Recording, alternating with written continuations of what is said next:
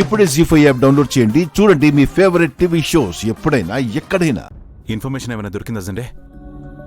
లేదార్యా, మన వాళ్ళంతా ఇంక సెర్చింగ్లోనే ఉన్నారు. ఎక్కడి నుంచైనా ఇన్ఫర్మేషన్ రావచ్చు. ప్రతిసారి పిల్లల విషయంలో ఏదో ఒక ప్రాబ్లం రైజ్ అవుతూనే ఉంది సండే.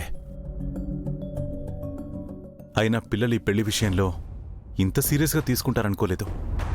నేను రాధగారు నో అనడంతో వాళ్ళు తీసుకోలేకపోయారు సండే. కొంచెం సెన్సిటివ్గా డీల్ చేసి ఉండాల్సిందే.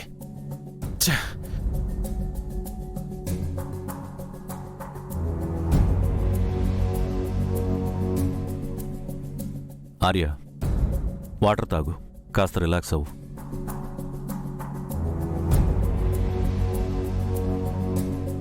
దీన్ని బట్టి చూస్తే పిల్లలు నీ విషయంలో చాలా సీరియస్గా ఉన్నారన్నమాట. ఐ మీన్, నీకు చాలా అటాచ్ అయిపోయారు. వాళ్లే కాదు సండే, నేను కూడా వాళ్ళకి చాలా అటాచ్ అయిపోయాను. ఈ ప్రాబ్లమ్స్ అన్నింటికీ కారణం మీ అటాచ్మెంటేనేమో.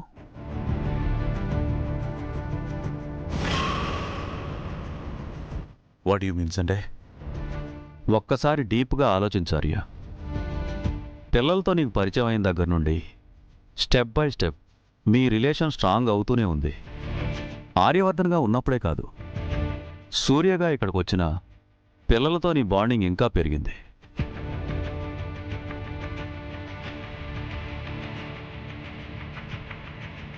సిమిలర్గా పిల్లల విషయంలో అట్రాక్ట్స్ కూడా అలాగే జరిగాయి ఆర్య.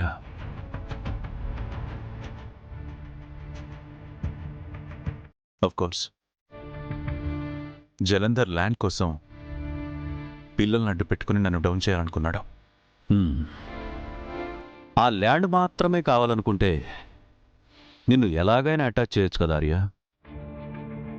బట్ పిల్లలు మాత్రమే ఎందుకు?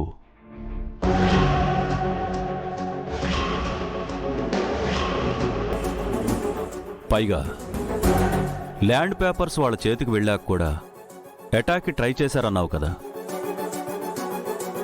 ఇదంతా చూస్తుంటే నీకేం స్ట్రైక్ అవ్వట్లేదు ఆర్య? ఇందులో స్ట్రైక్ అవడానికి ఏముంది సండే? పిల్లలకి ఏమైనా జరిగితే నేను తట్టుకోలేను. బికాస్ వాడు నాకు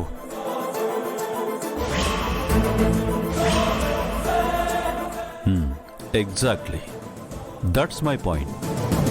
ల్యాండ్ కోసం వాళ్ళు పిల్లల్ని టార్గెట్ చేయటం కాదు, నిన్ను హర్ట్ చేయడానికే వాళ్ళు పిల్లల్ని టార్గెట్ చేస్తున్నారు. దట్ మీన్స్ నీకు ఆ పిల్లలకి ఏదో స్ట్రాంగ్ లింక్ ఉంది. ఎస్, అది మనకు తెలియలేదు కానీ వాళ్ళకి బాగా తెలుసు. స్ట్రైట్గా చెప్పు సండే. మేబీ వాళ్లే నీ పిల్లలేమో ఆర్య. వాళ్లే నీ పిల్లలేమో.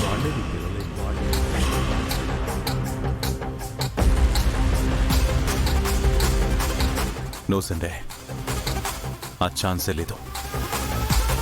వాళ్ళు రాధగారి పిల్లలు. ఆ రాధగారే మన అనూయేమో.